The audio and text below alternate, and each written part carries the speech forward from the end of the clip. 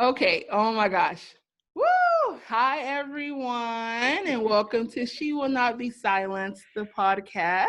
And I am here with my friend, Miss Shonda Carter. Shonda, tell everyone hello. Hello, everyone. I'm so excited. Oh my gosh. So Shonda and I met some years ago now in a business mastermind for women of faith. How long ago was that? That must have been like, what, 7 or 8 years now? Yeah, it's about approximately Oh seven my and a God. half. Mm-hmm. Oh yeah, I'm not gonna say anything for about that. So yeah, so Sean and I have known each other for quite a while, and like a lot of things, everybody's lives kind of continue to move forward in their own ways. And so I'm really happy to be able to bring her on and catch up and, let you all know about Shonda. Mm-hmm. So Shonda Carter, thank you for coming onto the podcast. Thank you for inviting me. It's such an honor. Thank you so much. So You're I such like to have my people start off by telling us a little bit about who is Shonda Carter.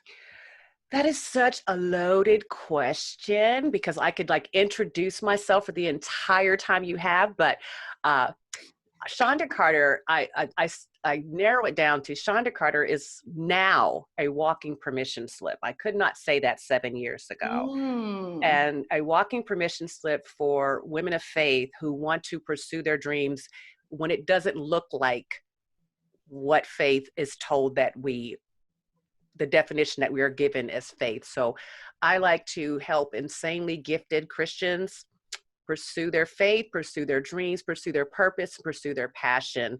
And and at the base core, I'm a storyteller.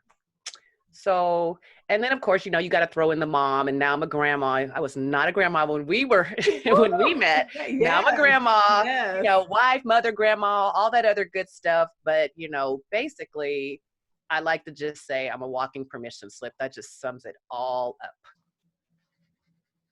Uh, okay, thank you for the podcast today. up.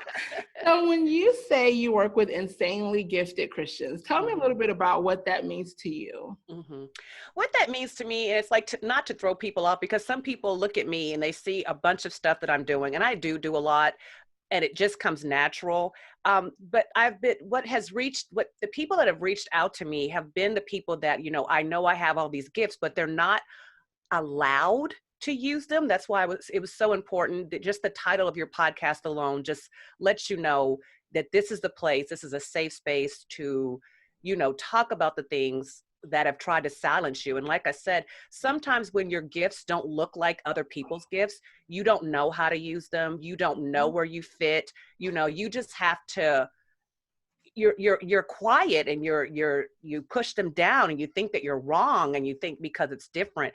And that's why I said, thank you for making such a space for women that can, and I create that space with what I do. People look at me and go, oh my gosh, you've inspired me to do this. Oh my gosh, you've inspired me to do that. And I'm not put into a box where it's like, okay, I'm gonna try this. Okay, I'm gonna try that, because people were putting me in like, oh, you do videos. And it was like, no, I do more than videos. And Mm. then it was, and people do that. They don't mean to put you in a box, but they're just more comfortable with you in a box. Mm-hmm. So it's their comfort level that's being challenged. So I say I help insanely gifted, and that does not mean just wild, crazy people or creative people. It's whatever you are gifted at, and you're just like kind of like going insane because you can't use it. Mm-hmm. Yeah, and I'm already writing. See, look. Um, what I was gonna say is one of the things I remember, Shonda, from those years ago, is how I think if I had to think of a person who made a lot of people whose gifting made a lot of people uncomfortable because they simply did not know what to do with you and your gift. Mm-hmm. They wanted to put you in a little pretty box that looked like what they thought was the closest thing to what you might possibly be doing, right? Mm-hmm. And so I love to see you, like, even though it's been a while, I've keep in contact. I see you online, and Mm-hmm. just to see you actually living in the gifting and seeing you have, in co-creation with God, constructed it in a Mm-hmm. way that actually brings to life that vision that you had all those years ago, when most people simply couldn't, their comfort level would not allow them to see it for Mm-hmm. what it was. Like, if I think about a person, that person, you are that person that would come to mind for that, right? Because it Yeah. was so different, Mm-hmm. right? Mm-hmm. It's a unique gifting, you know what I mean, right? You're Mm-hmm. not like a lot of us, like the little, I mean, us not meaning me, meaning others, but like, you know what I mean? You don't feel like I a do. little package of everything. Mm-hmm. Your gift is very unique, and you have been determined and Mm-hmm. committed throughout the years. And even though sometimes, you've questioned, like, it, not necessarily the gifting, but how to utilize it, whether you will be able to, like, utilize it in the way that you always felt so called to do, right? Mm-hmm. Mm-hmm. So how did you deal with feeling silenced, or feeling like you were put into a box because people simply didn't know what to do with you and the gifting that you had? Yeah. It was, it's easy to look at me now and it's like, I constantly have to remember, because I can be one of those people like, oh, just do it. And it was like, back then I have to remember that back then I couldn't just do it. It was, the people that I was looking to give me permission. That's why I say, a permission slip. Like you said, they wanted to put me in the little pretty box and, do this one thing. And, um, back then it was a lot of frustration, a lot. And I mean, it wasn't just with other people, it was with God, because it's like, why would you do this? Like, my life it was kind of in shambles, like, because of the frustration and the constantly doubting myself, and I didn't ask for this, kind of. So it's like, I'm just getting real and raw with this. It was very frustrating. There a lot of tears, a lot of money. I mean, let's just keep it real. A lot of money for coaching, a lot A of lot of money. rejection, a lot of rejection. Like, Mhm. I've faced a lot of rejection, and Mhm. I just like, I kind of go overboard, making it crystal clear that it was not easy, because people look at me today and go, oh, you're so fabulous, you're doing all of this. Not to be bragging, but You are. it's been a journey, and it's still, and I still face the rejection and the frustration at times, but like, now I just don't care. So it's like, I just take one step at a time. And if that's the best advice or summation that I can give, it's just keep going. Mhm. Just keep going. Even when you've been knocked down, when you've been silenced, when you've been told to shut up, just keep going. Like, like, I love the Friday, you said, I'll shut up, but I'll be talking again. It's like, that's what had to be my motto. Like, I'm Mhm. gonna shut up for now, but I'm gonna talk again. So it's just been taking one step. If it's a baby step, it's still a forward direction. And just have those conversations with God. Like, I mean, people say, you say some things to God, and I'm like, he already knows I'm thinking it. He Mhm. can handle it. He didn't just say, give him all your sad stuff, give him your mad stuff too. And I was very mad for a lot of years, very frustrated. And I didn't even like that person that I became, because I was so quieted and so frustrated and so angry. Like, it just, that's not who God created you to be. So, live your expression of what God is. Go boldly, and trust God that if you go too bold, he'll snatch you back. That's all Mhm. I so it's Yeah. like, yeah. Hmm. Yeah, the original edge snatcher. Yes. That's popular now, but let me tell you, you talk about having your edges snatched back, God will do that to you. Hmm. Trust me. Hmm. So, Hmm. okay, so before I go forward, let's give our listeners a little bit of context, because I think it'll help. Can Hmm. you tell us about your work and about what you do? Because I think it'll help frame why we say it was so different that it made people uncomfortable in trying to fit you into like a little box, rather than actually tap into and help you to fully express it. Hmm. Well, I sum it up as edifying entertainment. That's where I started out wanting to do. I take a lot of I'm gonna say quote unquote secular things and make them spiritual. And a lot of people were very uncomfortable with using, rap songs, 80s songs, pop songs. So that was like the first obstacle that I went into. And, having to constantly face the backlash for that, that was something in the beginning that I had to do. And also parodies of popular movies. I Mm-hmm. make them spiritual. I started out doing that. Then it was, God laid something else on me. It's like, helping women to fulfill their purpose. I'm like, God, that is just way too big. Like, what are you talking about? So starting to go into those eras, and I became an author. And actually, we're going to be talking about being silenced. I was kind of, sort of, passive aggressively thrown out of my church because of the book I wrote about being a Christian artist. Um, What? yeah, that was something. And then now I just got my master's degree in Christian spirituality and formation. Had to unlearn a lot of what I learned about what it means to be in a relationship with God. So, Mm-hmm. I faced a little backlash with that because I'm not, after getting a master's degree, I'm not Christian enough after getting a formal education. And now I'm into spiritual direction, which no one's heard of in my area. And I'm like, God, why do you keep making me be the breakthrough for all of this stuff? Like, I have to keep educating people Mm-hmm. and then letting them know that it's okay, because spiritual direction is not something that is taught on a Okay. regular basis in the Bible Belt where I live. I live in the Bible Belt in Oklahoma. Yeah. Okay, so okay.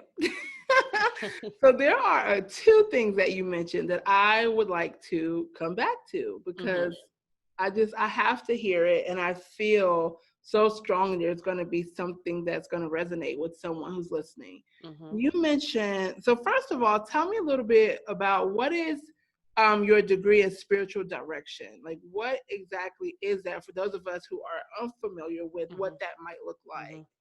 Well, the I have the degree in Christian spirituality and formation. It helps people to have a relationship with God. Right now, currently, I'm in seminary to be certified as a spiritual director. I have 1 year left, but spiritual direction is, to sum it up, it helps people see God where they normally do not see Him. Like, God is there in the good times and the bad times. I like, so many people get on and say, "Oh, I'm so blessed. God gave me this. Oh, I'm so blessed. God gave me that." A spiritual director helps you see God despite your circumstances. When you think it's horrible, God has left you, you're being under constant attack, God is right there. Mm-hmm. That is what a spiritual director helps you to see. I kind of say that, I'm a hearing aid for the spirit. It's like, I ask, and a spiritual director is a trained listener. Like, a counselor will tell you what to do. I listen, and listen for what God is saying, and then I'll ask you questions so you can discover what God is saying. I don't tell you what God is saying. I don't tell you what you should be doing. I don't, you know label you, spit off a bunch of scriptures come in. And I also help guide you through spiritual disciplines, there are a lot that I did not know about. Mm-hmm. Which could be, retreat, solitude and silence, meditation, all kinds of things like that. There's so many spiritual disciplines that you can do, and spiritual exercises that can help you get back on track when you feel like you can't hear God anymore. Mm-hmm. Mm-hmm. Wow. Mm-hmm. Wow. That's quite powerful, Mm-hmm. and like as you're listening, I think about a lot of people that I know, who have been in places where they have questioned so much of their spirituality, Mm-hmm. because of the misalignment with the way that the religion is Mm-hmm. now portrayed and Mm-hmm. displayed in a lot of ways. Mm-hmm. So I think that that's really powerful. So why is that okay? So I have so many questions for you, That's Shonda. fine. That's fine. I love it. It's fine. Okay, so I'm gonna go back one question because this is gonna tie in together. What do Mhm. you mean you passively aggressively got thrown out of your church? Yes. We're not just gonna roll on past that. No, of course not. Thank you. What No, yeah. happened? Well, okay. I actually had to write a paper on this because, like I said, we had to do, talk about our experiences. And I wrote a book. It's called God is for Real, REEL. It's using the arts to speak to the heart. And, I'm going to try to keep it protecting the innocent so you don't have to bleep out names or anything like that. Mm-hmm. So basically, I was called by my pastor. And it's so funny because I did not want to tell my pastor I wrote this book. I'm telling you, I did not. I was like, I already knew what was going to happen from based off of what was coming over the pulpit. And I'm going to speed it up. God was like, nope, I need you to show him the book. Ask him if you can sell it in the bookstore. I'm like, no, God, no, no, God, no. Like, like, God, you don't understand. How funny is that? So I send him a copy of the book. I'm not going to say what he was feeling, but I got this phone call, and as soon as the phone rang, I knew what was about. I knew what was going to happen. I get on the phone, and he says, Shonda. I was like, yes. He's like, how are you? I was like, I'm fine. How are you? He's like, well, I was fine until I read this book. And I'm like, well, first of all, you didn't read the whole book because, I just gave it to you yesterday. There's no way you read the whole book. So I already knew he read like a certain portion of it. Mm-hmm. Didn't get into that. It was a 2-hour conversation where Wow. basically what came out of that 2-hour conversation after me nodding like a good Christian was basically, well, we're just going to have to agree to disagree. And what stuck out, and this is perfect for your podcast, he says, it might be a good message, but you don't have the right to share that message because you're not a pastor. Oh, no. And that's what stuck out. And then he said, I hate to tell you this after you've done all this work. And I'm like, well, why? Do you think I'm going to not publish the book because you said so? So that's when I started, the mama lion started roaring up, like, how dare you, the fact that you even think that I'm going to unpublish a book because of, this is what God has told me to do. And you have taught to do what God has told you to do. And then when people step out to do what God has told them to do, you're really going to come in like that? So the passive aggressive happened. I still went to church. Everyone was like, wow, you really went.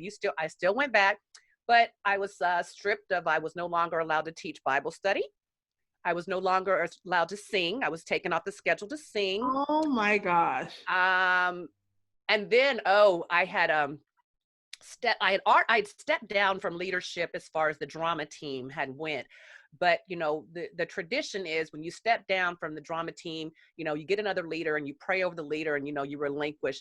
I went to church one Sunday and it was just announced like, oh, we have a new drama team leader. And it was like, and then everyone looked at me like, what is going on? So I'm like, I guess I'm out of leadership completely. So yeah. And then you know how you do the walk around, like people that normally look at you and hug you and, oh, how are you? Mm-hmm. I got the don't look at her, no eye contact after that. It was like, oh my gosh, they've been, and the funny thing is you've seen it happen to other people. And then so you know exactly what's going on. Like, oh, I've seen this before. So yeah, my husband was the big alpha male that he is. He's like, I'm not going to take much more of this. So I was like, for peace, let's just go ahead and leave. Now, for those of you who are listening to this, I encourage you to hop over to the YouTube video. But let me say this. For those of you who are listening, you didn't hear much from me because my mouth was just wide open.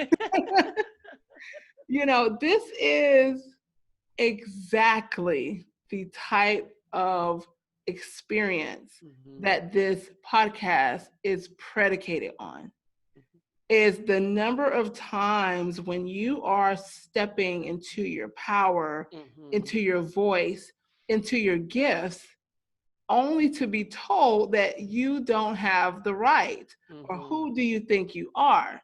Or more likely, who does she think she is? Because often it's not told to you, which is you always have very different experiences, Like usually that's something that people would hear has been said about them.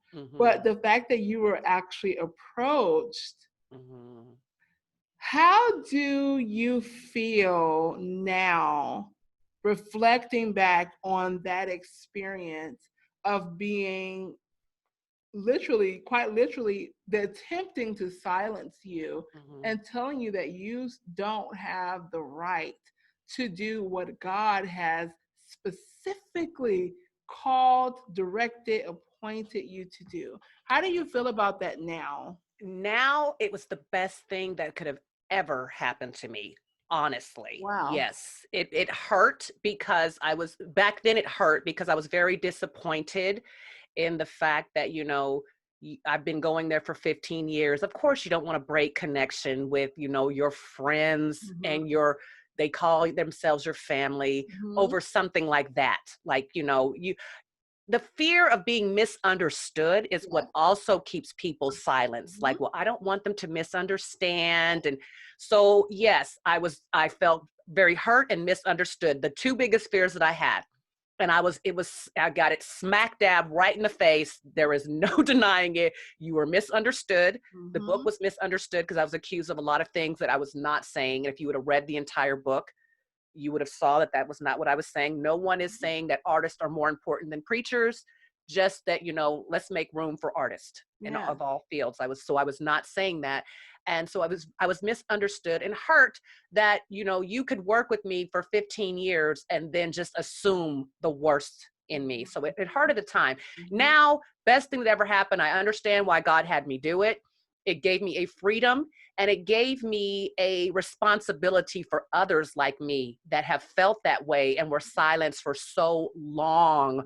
And Mm-hmm. so it made me go, I'm grabbing your hand and I'm taking you. Let's go. Let's go get it. Let's go to your purpose. Let's go to your passion. Let's hit your destiny. So knowing what I went through, one of the best things that I love about that they say about coaching is, be the coach that you needed 10 years ago.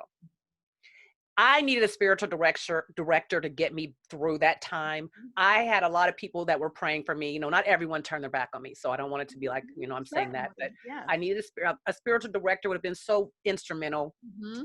during those 7 years of being mad at God, a coach, somebody to say, girl, do it. You're doing the right thing. Yes, God called you to do that. All of that would have been so essential. So I got to experience everything that I do now to help someone else who's not as, at the time, not as brave. Because like I said, there are a few times, on the journey, you quit, thank God that he tells you to get back up. But, there are some times that my journey was very prolonged Mm-hmm. because of not having who I needed. I'm going to Yes. just say that. Yes.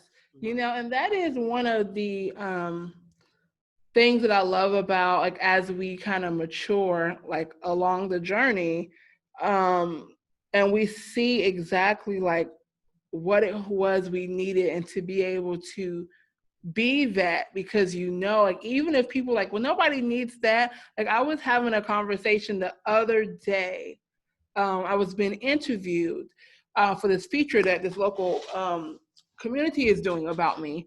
And we got on the topic about, he was like, his words were, so basically you had the fear of being judged, right? And I Mm, said, well, yeah, that was exactly it. And I said, and actually, my very first actual brand was, I owned fearofbeingjudged.com. That my brand was like the fear of being, like, that was the whole thing. mhm, And I mhm. was working with this coach who told me, you spend all that time doing this when nobody is up at night talking about, I have the fear of being judged. Yeah. You know how they say you're supposed to talk to what you're, and I'm like, and at the time, I was still relatively, like you, not new to my craft, Mhm. but new to trying to experiment and do it in, unfortunately, the cookie cutter way that you're Yes. often initially taught to do. She said, nobody's up. And the guy who was interviewing me looked at me and he's like, what do you mean nobody's? He's like, you know how many times I've been up at night because I'm worried that the fear that somebody's going to judge me about something.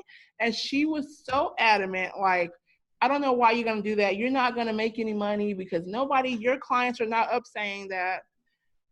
And at the time, I grew up I grew up a people pleaser, right? You did, Mm. you conformed, you didn't kick up dust.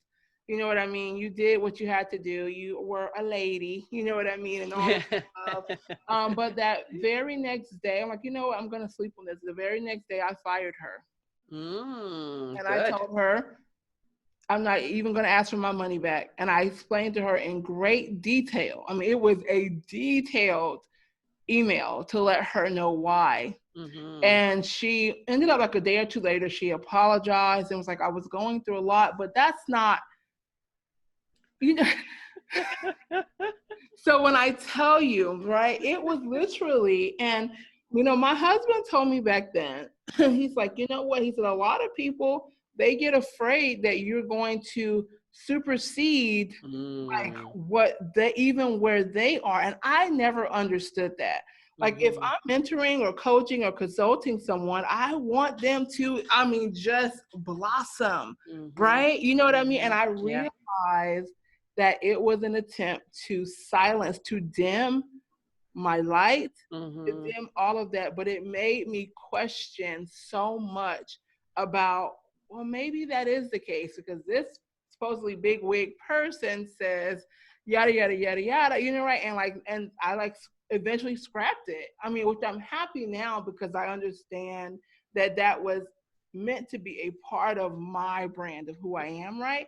But it was just the fear mongering of like nobody's up. I'm like, but that's not true. Like even though I skew toward the coach and consultant side of things, I'm not in the cookie cutter model, right? That's Right. not. Mm-hmm. And I've always had that struggle from the beginning. Even when we were in our business, our Christian business mastermind, I'm like, but I don't necessarily fit the traditional model, you're right, and all of that.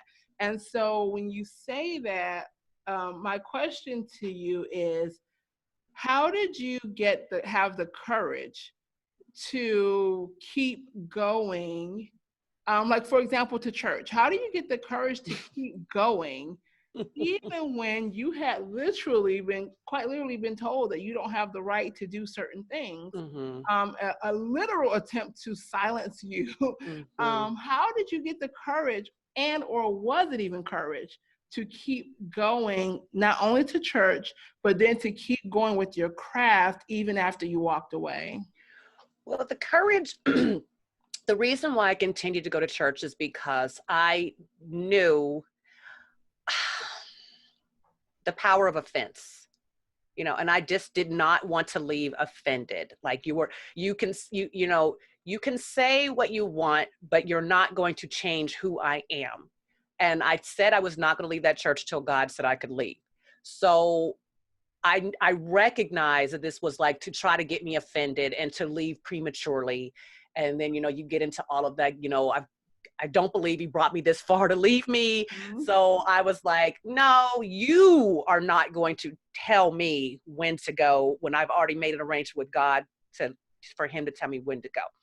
So I waited for a while until God gave me the official, okay, you can go. And I'm telling you, it was the best thing ever, because I just imagine me going, oh, I got mad, I got offended, and then, God does some sneaky things. Like he'll tell you to go back. And I'm like, I'm not down for that. So I'm going to wait for you. Go. See, my fear of being misunderstood is kicking in. No, God is not sneaky, but he does do sneaky things to me. I mean, in my perspective, it's sneaky things. So I was like, no, God, he done told me to go back. We done talked about a past, apologize, and all sorts of stuff. So we're just gonna do this the right way. We're just gonna skip all of that humility and all of that and just do it the right way. Okay. So that's what made me continue to go. And it's like, and basically, I've been, another calling is, when Jesus said, I've been here to open the blind eyes. Perspective, and not being able to see someone's gift, not being able to see their perspective, that's a blind spot for people. So it's like the same way I would not blame a blind man for like bumping into me, is the same way I kind of deal with people that can't see my gift now. Yes. I've Wow. had extensive training, and Wow. I can see that now. It's like, some people I'm just gonna, empathize with you, pray that one day, you don't run off another gym like you did. Hello. Mhm. But in the meantime, it's like, it's not my problem. It's your problem. And I cannot allow you to make it my problem. And that's what a fence would have done in that situation.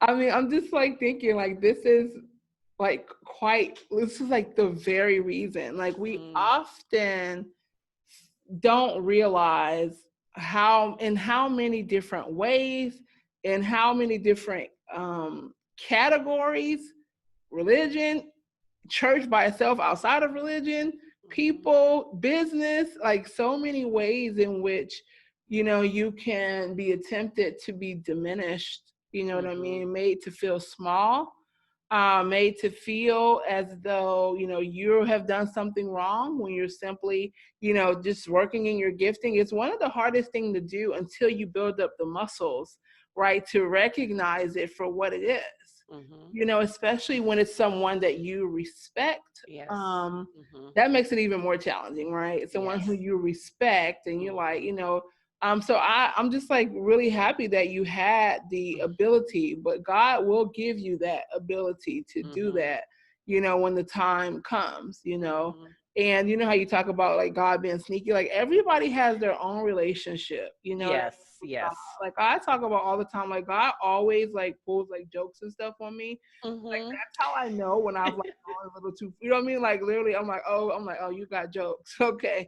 You got jokes, God. All right, I got it. You Yeah. know what I mean? Like that's one way that I know that it's Mhm. like a sign or a message, or you know what I mean, right? And Mhm. everybody has to have like their own relationship. And Yes. if I'm not mistaken, I believe that you, Shonda, was the first person that I had really come across, like being brought up in religion my whole life and, all of the above, who actually shared a similar idea that you can have fun with God, like that. Oh yeah. And when I was like, oh my gosh, somebody else understands what I've been trying to say, because like my grandparents hated it. Like, it's you don't laugh, I'm like, but this is God doesn't talk to me that way. He pulls jokes and stuff on me, like he snatches me by my edges. You know what I mean? Like that Yeah. kind of stuff. And I recognize that. Mhm. And so you were like one of the first people that I ever recall like having being like, yeah, no, that's perfectly normal. I'm like, what do you mean? Like somebody else has that? Because you get shunned about it. You know what I Mhm. mean? When it's supposed to look a certain way. And Mhm. it's one reason why so many people have a disconnect. Mhm. Like they can't relate to the cookie cutter way that people say, God interacts with you or teaches you, or you know what I mean? Like, and they don't, it's a huge disconnect, and it runs a lot of people off, and they feel like they've done something wrong or they're not worthy, of hearing from God, all of those things. And so I remember that I was like, oh my gosh, somebody else understands what I've been trying to say. And I just remember just like hitting it off, you know what I mean? Like, some people Yeah. connect with, so, or whatever. Yeah. Um, okay, so let's talk a little bit about, actually, I want to ask this first. Okay. What is one of your earliest memories of ever being silenced? One of my earliest, Mhm. I'm going to be honest, I've Yes. always felt, this is through studying now. I can Okay. I Yes. can I can do this now. Mm-hmm. I've always felt silenced. I always felt, I grew up in a domestic violence type of situation, and uh it was during those times, it was always tense. I remember it always being tense in the house. And you know how kids can take it upon themselves to make it their job. It was my job to make peace in the house, to keep it quiet, to Mm-hmm. keep the tension down, to be the best kid possible. So I was like, I've always felt that way, kind of, growing up, because it was just very tense growing up in my household. So I always felt like it's best to just be quiet, be in the back, don't cause any trouble. There's enough trouble as it is. They don't need you causing trouble. So I grew up believing be quiet. That's the Mhm. best. That helps everyone when you're quiet. Yes. Hmm. Hmm. Or unseen. And look at me now. Yeah, isn't that funny? Yeah, isn't that funny? I mean, seriously, and it's like I think a lot of our listeners will be able to relate because we tend to like attract people who Hmm. tend to have a similar type of way of being, and as you say that, I think about even my own experiences and of like the similar thing. I was I'm writing a book, right, and I'm talking a lot about like kind of going back over the things that I was told like or that Hmm. I heard growing up. And I had to like edit myself because I kept like writing as I was going back and reading, like, oh, and another funny thing, another funny thing, another funny, because I'm like realizing that so many of the things that I was told, you know what I mean? Like Hmm. I also felt very silenced like the majority of my life. Hmm. People in my family couldn't relate to me. You know what I mean? I was the perpetual good girl because, quite frankly, Hmm. thought I had to be. God isn't gonna love me if I, don't do good things. You know what I Hmm. mean, right? And I Hmm. was the peacekeeper and peacemaker. For the most part, except for with my brother, which is a whole other story. But like growing up, I always felt very silenced. But school was where I was recognized and acknowledged and where my Hmm. giftings got a chance to flourish. Like I was Hmm. always recognized, I was always awarded, I always stood out at school. And so I thrust like the crux of everything into like academia, right? You Hmm. know what I mean? As a way of it being okay to not be silenced. You know what I mean, right? It being Hmm. okay to be big enough and to Hmm. be smart enough. And like, you know what I mean? I remember like my parents used to always say, you talk too much, and I'm writing about that in the book. And I'm like, well, it's funny because that's the very thing I get paid to do is not that I'm talking too much, but I had a genuine interest and concern about the people around me. Hmm. Pardon me if asking, are you okay? And Hmm. listening and giving some counsel was talking too much, right? And it's just like Hmm. I realized like people project their own insecurities and their uncomfortable scenarios onto you, but it is a big problem. I felt so silenced. I felt like I people pleased a lot, and it carried over into my work when I started building my business. And I'm like, this, I knew it didn't feel right, but I'm like, well, I don't want to, this is what they're saying and I'm Hmm. paying for it and they know and all this. Yeah. But like I think about now, I'm like, man, because now that I'm the work I'm doing is the exact work that I was trying to tell people what I knew I was called to do. I'm like, this is exactly Yes. what I was saying. Like I've Yes. gone back over the years and I would like read something. I'm like, I'm like, I could have literally wrote this yesterday. Like it's so aligned. I'm like, why didn't people sit with me and help me build out what I knew to be true Hmm. rather than what felt comfortable for them based on the trends or the this or the that, right? Hmm. And then I realized that I didn't trust myself. Hmm. Like I put the trust into other people outside of me who simply didn't have, the vision or, that I was trying to communicate to them. Yes. Yes. And so I silenced myself in my work. Like I hid behind my brand. I hid behind my work for a long time. I talk about it now, but like remember how when we first started and I was telling everybody about my husband and all of that, or just how we connected. You was like, remember that? You were I talking do. because I do, and it's much as we try not to have stereotypes, right? Just human nature. We do. We do. We do. And it's like I break so many stereotypes that Mm. people don't even realize that they may have, right? Mhm. And it Mhm. and it brings out the humanity, of a person. Like, and I've used Shonda, what are you thinking? Because I'm looking at your face. I'm just wait. You're just bringing me back. You're bringing me back. It's like, and that's what I said. That fear of being misunderstood. So it's like, oh, I hope I didn't come across as So I'm giggling. Yeah, no, yeah. And no, and there is no need to fear anything here in this space, right? And it's just like, and if we're just using it as an example, like we have stereotypes that we often don't realize. Hmm. And that me knowing that because I lived that for so long. I mean, look how long ago that is, and I'm still living that, right? Like, it's just been a huge part of my life. Mm-hmm. And it's like the perception, the misunderstood. I talk about that, being worried about being misunderstood and misjudged Mm-hmm. because of labels, Mm-hmm. because of what people perceive that type of person to be, Yeah. is something that caused me to self-silence for a very long time. Yes. I'm like, Yes. once, like, I knew that once people knew me, they were like, oh my God, right? But Mm-hmm. my thing was, I don't have a chance to sit one-on-one with everybody, right? Mm-hmm. It's just a matter of, that perception. And so I wanted to ask you about times, if you have had times in your life, like, let's say not so much childhood, but not where you are right now. Let's say in the early stages of your business. Mm-hmm. Were you impacted by stereotypes that you can recall, like the perception of stereotypes that kind of kept you from maybe showing up as big and full as you are? The one that comes to mind is there was a woman, she was the head of the women's ministry. And, she's that woman that, when you're, because I didn't grow up in church. That's just for some background. I didn't grow up in church. I didn't know anything about, like, I knew Jesus existed, but that was pretty much it. Didn't even know Easter had anything to do with Jesus. That's how unchurched we were.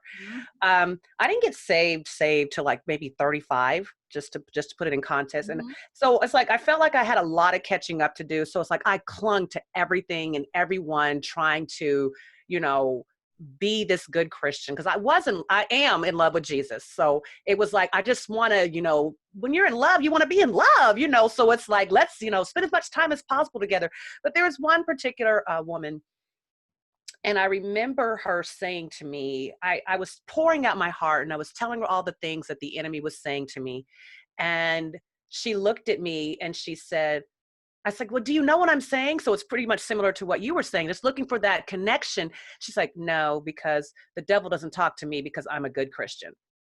And I felt so like, so after that, I just was quiet. I never told about my problems again. I never, I didn't want to express my dreams, my desires, because I was stereotyping myself of, this is what a good Christian does. This is what a good Christian, this is what a bad Christian does. So I definitely felt in a box at during that stage of, I'm not a good Christian because the enemy is in my head talking to me and I've allowed him to have access. And now it's like, I look back on, it's like, that was some of my best work ever, was exposing what the enemy had said to me. And I mean, I still get it today. It triggers me because I still get it today. It's like, well, I'm glad, we got to change the way you think. He talks to you too much. And it's like, it still triggers me to this day. Like, I have to stop myself from picking up something and hitting somebody over the head. Like, that's how much it triggers me. Like, you have no clue of what you're saying. You have no clue of how you could be damaging people by saying things like that. And you're not perfect. So stop it. So it's like, I already deem you to be kind of a liar. Like, no one escapes this life without having negative thoughts, period. So please stop. You know what I'm saying? Like, just stop. Yeah. Yeah. Yeah, absolutely. And sometimes I remember this brings up a memory I had that I'm going to Mm-hmm. share. Mm-hmm. And this was kind of a turning point for me, and I've kind of been trying to turn back because I appreciated myself being more like that at the time. Mm-hmm. I had someone who I guess I would say a friend. We met each other some years ago throughout, the juvenile justice reform and all this and that. And, at the time, anybody who knew me, like pretty much my whole upbringing, outside of my family, because they always saw me as very different than everybody else did, right? But I was like, they used to call me Giggles, I always laughed a lot. I was just I just had a lot of joy, right? I tended to see the positive in things. I also saw what could be, but I skewed more to like, well, let's look at what could happen, right? Mm-hmm. And so I had this friend, and something happened. I didn't even know, because I didn't even know it was a problem. And then we had some distance for a while. And then when I spoke back to her and I was asking, because I'm a realist, I'm like, I don't want to waste my time. I'm just going to be clear. Like, is there an issue? Because we can resolve it and move. Okay. Mm-hmm. And she said, well, it was something to the effect of, well, you're too positive. Like, it's hard to talk to you because Like, you Mm. always are so positive about everything. And, you know, and it caught me off guard, right? And honestly, I told her, I said, well, that sounds like a cop out to me, Mm. right? Because me having joy in my life has no implication on what you decide to do with yours, right? You know Mhm. what I mean? Yes, I do tend to err on the side of like positivity because that's just who I am.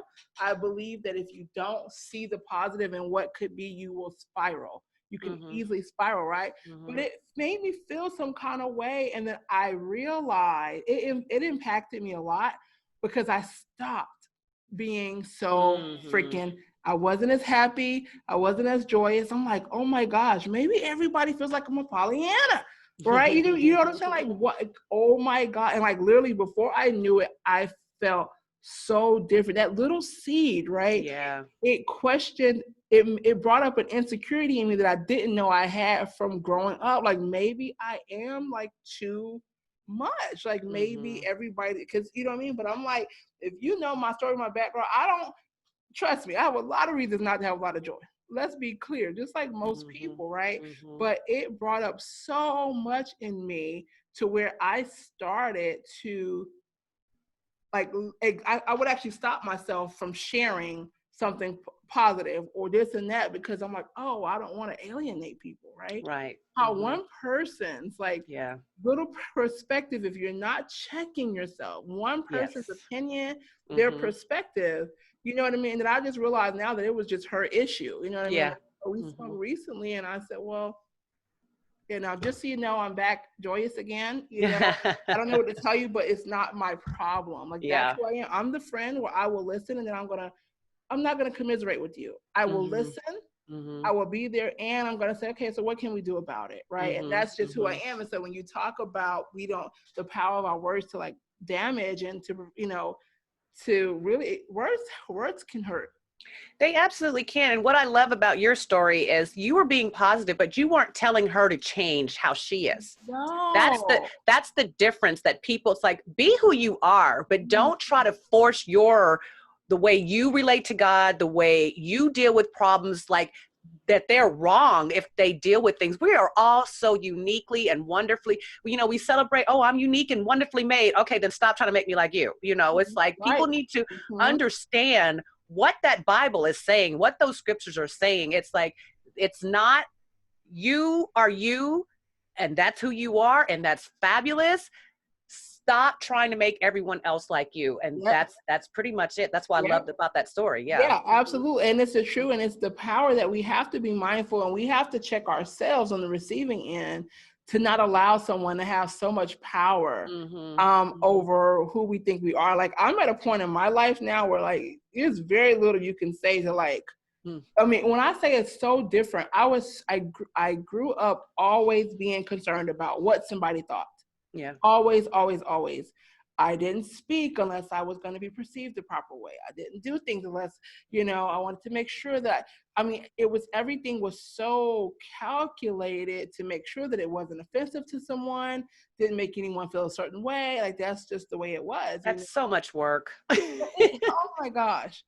Oh my God. And when I tell you now, I'm like this, I feel the truest of who I am. Like, unlike you, like I grew up in the church. That's what we did, what we knew. And I always had a disconnect from religion because the people who I knew went to church to me did not exemplify or behave outside of church like they did while they were there.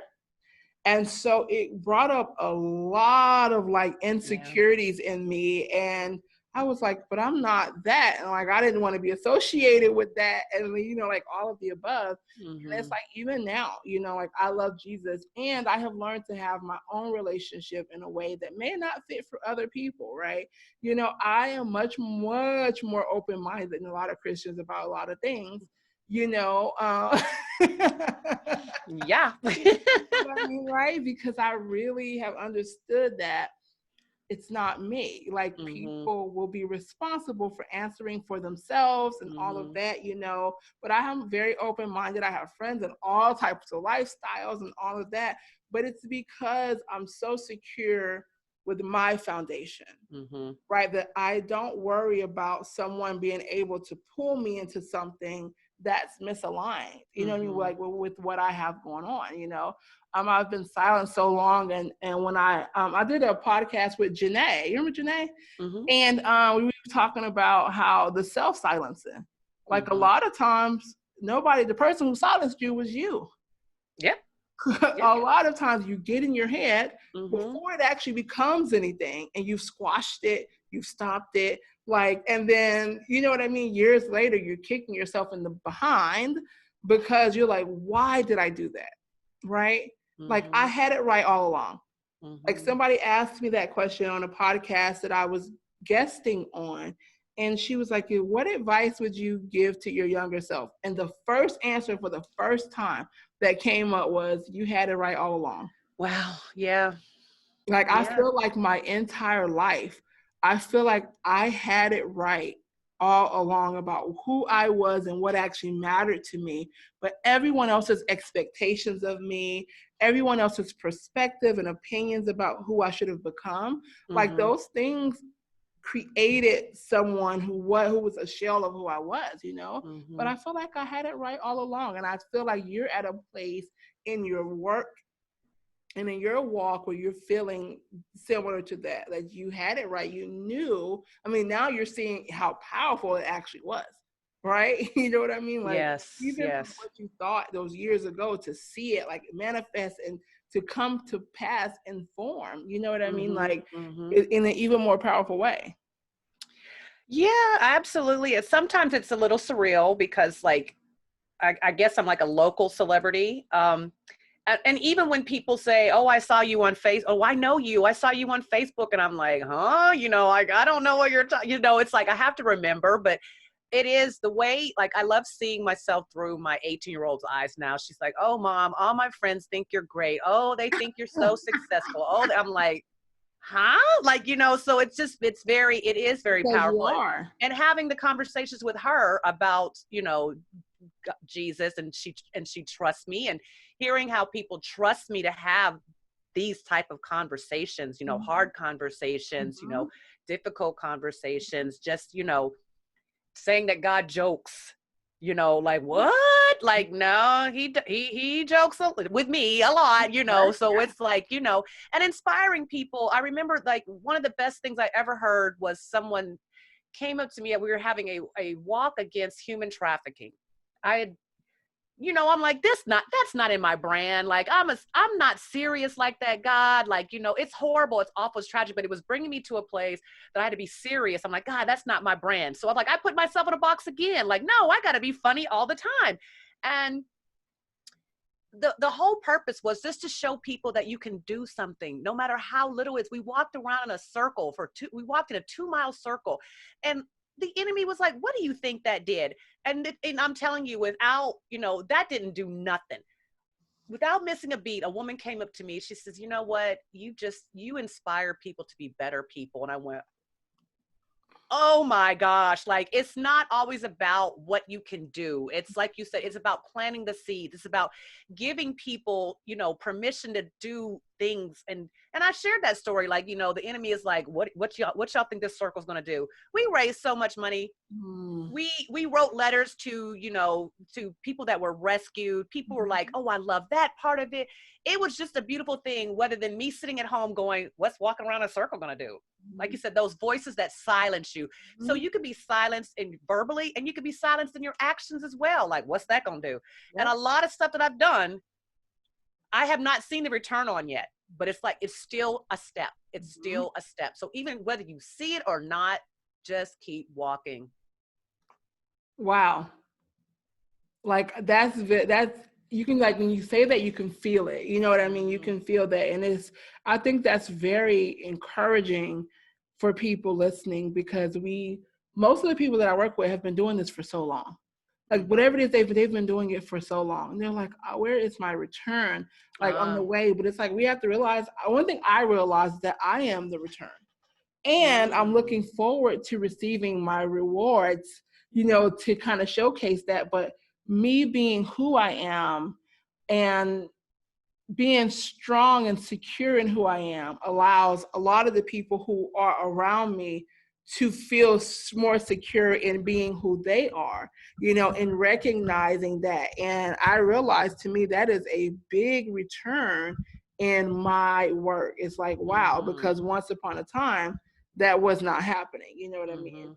Mm-hmm. And so it's so powerful to say, just to keep going. When you know that you've had it, you're going to be like, I had it right all along. And I really want Mm-hmm. people to sit with that, Mm-hmm. because nobody will get the vision. You know how we talk about nobody gets it? If God didn't assign it to them, they will never see the fullness of it. They will never understand it like you do. Your job is to protect it and to bring it forth and to trust the process. And like you say, we can say now, oh, just do it. But this is years in the making. Mm-hmm. Years in the making. I actually would like to, because this story keeps popping up in my head. Like every time you say you had it right all along, I just want to offer like a funny spin on that. Go for it. I was talking to God. I'm divorced. I'm remarried. So I have an ex-husband, and I was talking to God, and you know how you expect God to say this certain answer, and I was like, oh, did I waste my life being married to my first husband? Like, how could I have picked him? Blah, blah, blah, blah, blah. And I remember like it was yesterday. It made me feel so good. God says, I think you did. You picked pretty good for being 17 years old. And I went, what? And I was like, that is so God. Like, I'm beating myself up. He didn't say, you have 3 beautiful children, count your blessing. No, he said, I think you did pretty good for picking at 17. Like, you didn't know, like, you're judging yourself off of 47. You were 17. And it's like, because it's like, oh my gosh, how could I made all those mistakes? And it's like, you're 47, you were 17. Yes. So it's like, sometimes you just need to give yourself a break. You did have it right all along. Forgive yourself for what you didn't know and keep moving on. So, because it's like we can get, in a downward spiral, like, oh, I let so many people talk me out of it and da da da. Recognize that you're here now, and now you can go. You're like, if you were going this way, yeah, get the video. Watch the video. If you're going this way, turn around and go this way now. Yeah. Don't beat yourself up. So yeah, exactly. And that, I mean, as long as you're here to correct those things, you have the chance to do it. Like I said, I'm continuing to find my own walk, in a lot of things, like publicly, because I always had this thing where it's like my Christianity doesn't look like a lot of people's I know. And I'm like, oh, well, I don't really want to publicly support that thing because it's not yes. exactly Christian approved. But you're right. You know what I mean, right? And yes, I do. That has been something that I've learned to navigate, because I support people that I love. And even if their choices do not align with mine, you know what I mean, right? And it's like, so finding that, navigating, like, I know people will, and it, it is what it is. You know what I mean? It is what it is. I will almost at this point always choose, like, to support people I love in their quest, and to support myself. I love myself, and like my mom, like, doesn't like hearing me say that a lot. Like, oh my, because it comes across to her as like, I think, kind of arrogant and conceited. Wow. But it's not. It's like, after growing up all of my time questioning everything, it's like I'm so secure with my foundation, with who I am. You know what I mean, right? Like, and that's something that through all the things, through all the money that's been spent and invested and time and everything, it feels good to be at that place. And I still, am tempted to be silent about a lot of things, and I still have to recognize it. Like, it doesn't ever go away, people. It doesn't ever go away. It will always shift and form, but now I can recognize it and take a step back and to see if it's actually something that needs to be spent some time with, to see, or if it's just somebody else's uncomfortableness that is being imposed on me, So as Shonda said, keep going. So Miss Shonda Carter, as we close out and wrap this up, what piece of advice would you give to a woman who feels like, when is this actually going to happen for me? That is an excellent question. That would be something that you would definitely, if you're a Christian woman, I would definitely He's not going to answer. Well, he didn't answer me, so I don't know. I was going to give the Christian advice. Talk to God. Oh, I would say, okay, this is my I advice. want real. This is my real advice. Mhm. My real advice. Recognize your steps, because even when it happens, you probably won't recognize that it's happening. And I need you to recognize every day that it's happening. I need you, like, I would absolutely, I still do this to this day, is write down something that you did. I actually talked to, oh my gosh, I'm going so far over here, but I was talking to a spiritual direction client, and she kept saying, oh, I got to do this. I've got to do this. I've got to do that. So God was like, that's doo-doo. And I'm like, doo-doo? Like, he's like, that's doo-doo. Like, it's like, we are called to be, not do. And it's like, when we just look at what we do and what we've done, it's doo-doo. So I was like, I can't tell her that that's doo-doo, and I told her, like, God says it's doo-doo. And she busted out laughing. And I said, he's telling you to be. So when you look at, you find your purpose and you look at the big picture, like, instead of like, I have to go for a walk, it's like, God is calling me to be healthy. So it's like anything you do to be healthy that day is a step towards it happening. So it happened that day. So I know that this is like, maybe you're like how you're saying Pollyanna advice, but it's already happening. It's just, I say you're going from Texas to New Jersey, just keep walking. New Jersey's there. No matter how slow, you still can't say that you're not going to get to New Jersey if you walk every day. And that's what I have to keep in mind for myself as well. That's amazing. Shonda, where can people find you, connect with you, learn more about you? Well, my entertaining part is at shondacarter.com, and that way you can find out where I'm going to be performing. Like, we have the COVID that we're going through right now, but I have a one-woman show, WON, one woman show, and you can find out where I'm at, the things that I'm doing. But I also have a ministry site. It's called onewomen.org, and you can find me there to get a more serious side, but you still get, like you said, the doo-doo. You still get a little sense of humor in there, but it's like a little more disciplined as far as that goes. So if you want to have fun, go to shondacarter.com. If you want to get serious a little bit, go to onewoman.org. And also, thank you so much. I have a podcast, which I'm probably going to have you on there, because it's called Temper Tantrums and Transformations, which is perfect to explain anyone's journey. How come I didn't know you had a podcast? I just started it. Okay. Yeah, I was gonna say I would listen to it, check it out, all of that. Okay, so tell us what it is again, Shonda. It's called Temper Tantrums and Transformations, and it's on iTunes and all those good spots. And it's got a little teaching, little more teaching things. There you go. So yeah. So I got a little flavor for whatever you're in the mood for. You want to have some fun, you want to get serious, you want to do confessions and do hard work. I got something for that too. So there you go. Got you. That's awesome. And we will have, when you go to KeishaShields.com/podcast, you'll be able to click on Shonda Carter, and you'll be able to see all of her links for it. If you want to know how to spell it, or if you just want to be able to click right to it, all of her links will be there. Shonda, thank you so much. Thank you. I had a great time with me. Yeah. Oh, thank you so much. I had such fun. Thank you. Bye, everyone.